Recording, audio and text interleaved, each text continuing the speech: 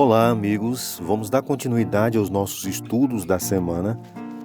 Esta semana estamos estudando a criação, Gênesis como fundamento, parte 2.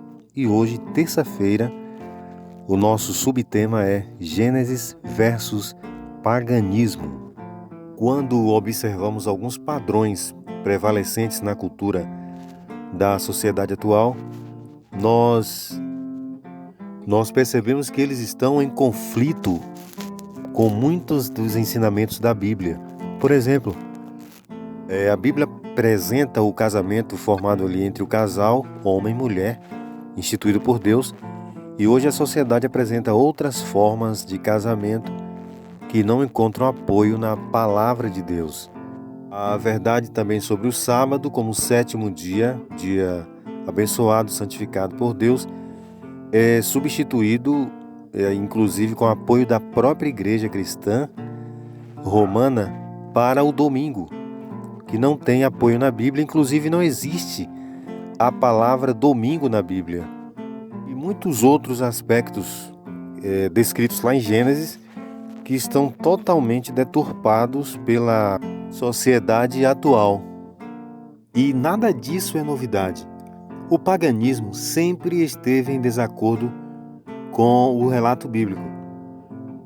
Acredita-se, por exemplo, que o autor do livro de Gênesis não utilizou as palavras sol e lua ao descrever a criação, exatamente porque o paganismo sempre considerou o sol e a lua como deuses e, inclusive, eram adorados.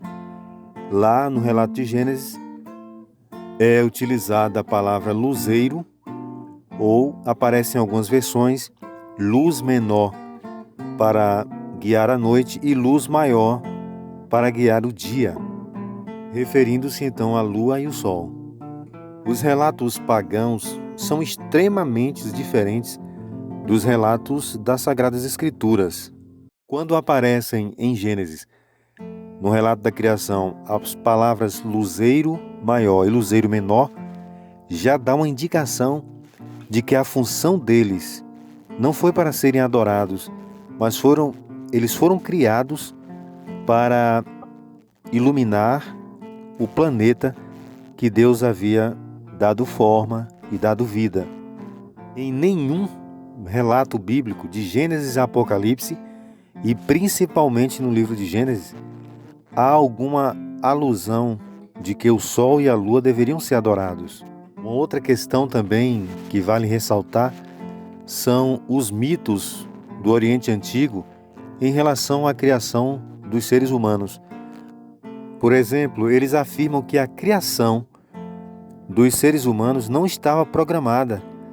Foi criado depois para aliviar os deuses de trabalhos pesados.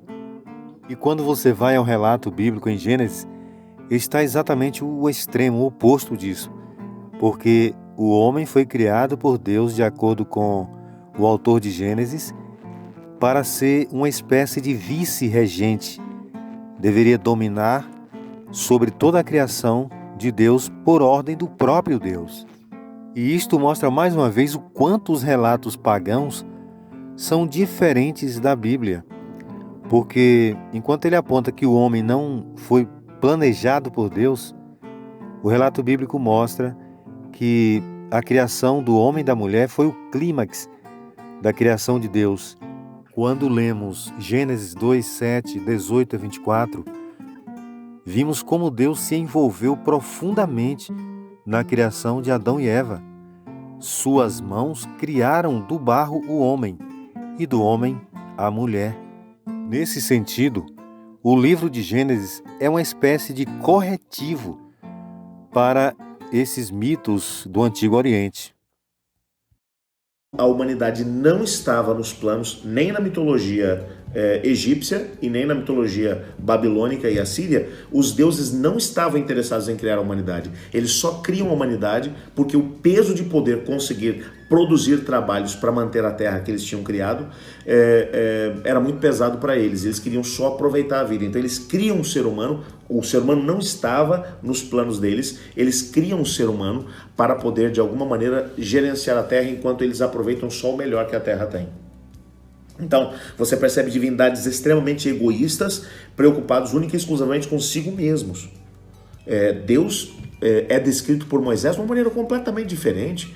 Deus é descrito como um Deus amoroso, um Deus que ele pensou em cada coisa que ele criou. E o que é interessante é que Moisés, quando vai, por exemplo, descrever a formação do Sol e da Lua, ele não usa os termos hebraicos que havia na língua que ele escolheu para poder escrever o Antigo Testamento. Ele não vai dizer o nome do Sol e o nome da Lua. Ele vai chamar de o luzeiro maior para governar o dia e o luzeiro menor para poder governar a noite. Por que ele não vai usar esses termos? Porque tanto o nome Sol como o nome Lua que eram usados naquele tempo, eram nomes de divindades. Então Moisés, quando vai escrever, ele vai falar assim: o luzeiro maior e o luzeiro menor, Sol e Lua, foram criados por Deus. Eles não são deuses, eles foram criados por Deus. Moisés vai deixar isso bem claro. E ele nem sequer cita os nomes desses dois luzeiros, porque ele não quer citar as divindades pagãs. Porque ele quer deixar bem claro, aquilo que as divindades pagãs têm a dizer a respeito do Sol e da Lua não tem nada a ver com a gente. Não foi isso que aconteceu. Ele vai de alguma maneira mostrar aquilo que aquilo que aconteceu dentro do contexto da própria criação.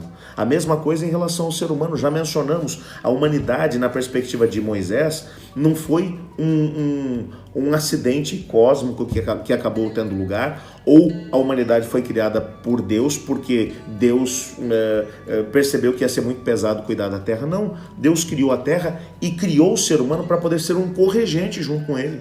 Deus era o rei do universo, inclusive do nosso planeta, mas ele cria o ser humano para que o ser humano pudesse trabalhar com ele como corregente, administrando aquilo que é a criação, aquilo que era a sua criação aqui no planeta. A visão de Moisés, portanto, é uma visão que eleva a humanidade ao status de filhos de Deus. Adão é filho de Deus, Eva é filha de Deus, foram criados à imagem e semelhança de Deus e foram criados para intimidade com Deus, para relacionamento com Deus. Isso é visto no próprio momento em que, no final de todas as coisas, a última coisa criada por Deus é o sábado, um dia para relacionamento entre Deus e a humanidade. Que diferença entre o relato de Moisés e o dos povos pagãos a respeito da criação? Não sei quanto a você, eu ainda prefiro o relato de Moisés, que nos mostra Deus como um Deus de amor e de relacionamento. Vamos agradecer a Deus por isso? Obrigado, Senhor, porque o Senhor nos ama e nos criou com um propósito bem definido. Obrigado por nos ajudar a compreender isso.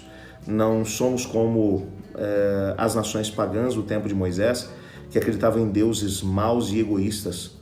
Mas Moisés descreveu o Senhor como o Senhor como um Deus de amor e um Deus que tem necessidade de poder estar junto conosco. Ajuda-nos a podermos responder à altura daquilo que o Senhor é e do que o Senhor espera de nós. Pois é em nome de Jesus que oramos. Amém.